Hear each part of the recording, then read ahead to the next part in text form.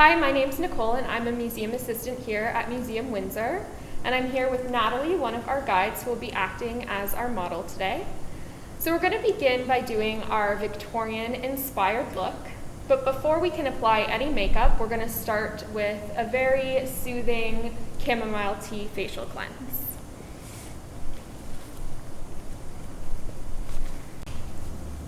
So I'm just using a very soft paper towel. In the Victorian age, they would have normally used a handkerchief for this.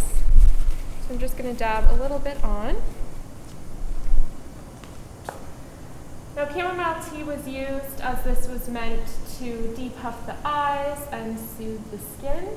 How does it feel, Natalie? A little cool, but very soothing. Perfect. There we are. And I'm going to dab off any excess with a clean paper towel.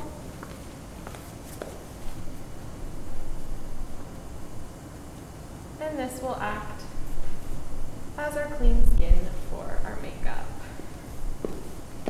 Now she's all set to begin her makeup application. So we're going to start with a very light foundation. I'm using a very pale setting powder from Sephora. Now, paleness was popular during the Victorian era, but unlike the 18th century, where they really caked on the white painted makeup, Victorians moved away from this and just did a very, very light base. So that's all we're doing today. Just a very light touch. Paleness was equated with wealth. It was thought that if you spent much of your time indoors, either at home or in an office space, that meant that you were more wealthy. But if you spent your time outdoors, you perhaps had a more laborious job, which means that you would have more tanned skin. So now that we're finished with that, just a very, very light base, I'm going to move on to the lips and cheeks. So today we are using Benetint by Benefit, and this is a liquid tinted blush. Now in the Victorian age, they would have used beet juice, but I don't think Natalie wants that today, so we are using a modern day alternative. Now this is a bit dark, so I'm just going to dilute some of it in some water to get the correct color that we want.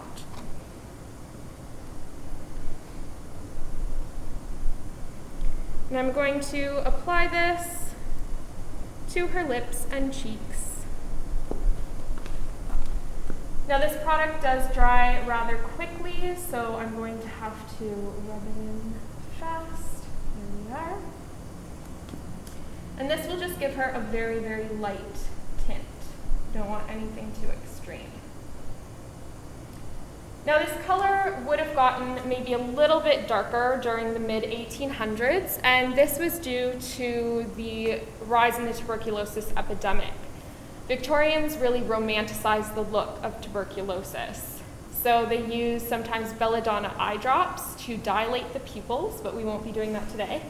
Belladonna is a poisonous plant that would allow them to do this. They would add a little bit more blush to get that feverish look. And some would even go as far as to draw blue lines onto their hands in order to look more frail and pale. But today we're just going to add a little bit more of our tint to Natalie's lips, just to give her a nice rosy look. But we're not going to have you look too feverish today.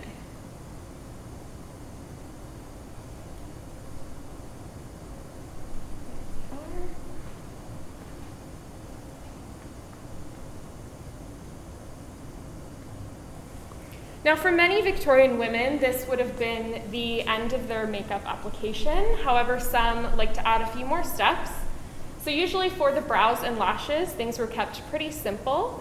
Some women would use castor oil or petroleum jelly on the eyebrows and lashes. Some would even add a little bit of ash to darken it.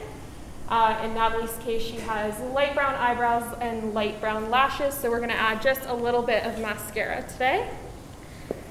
I'm using the Rare Beauty by Selena Gomez, so we're just going to add a very small amount of this.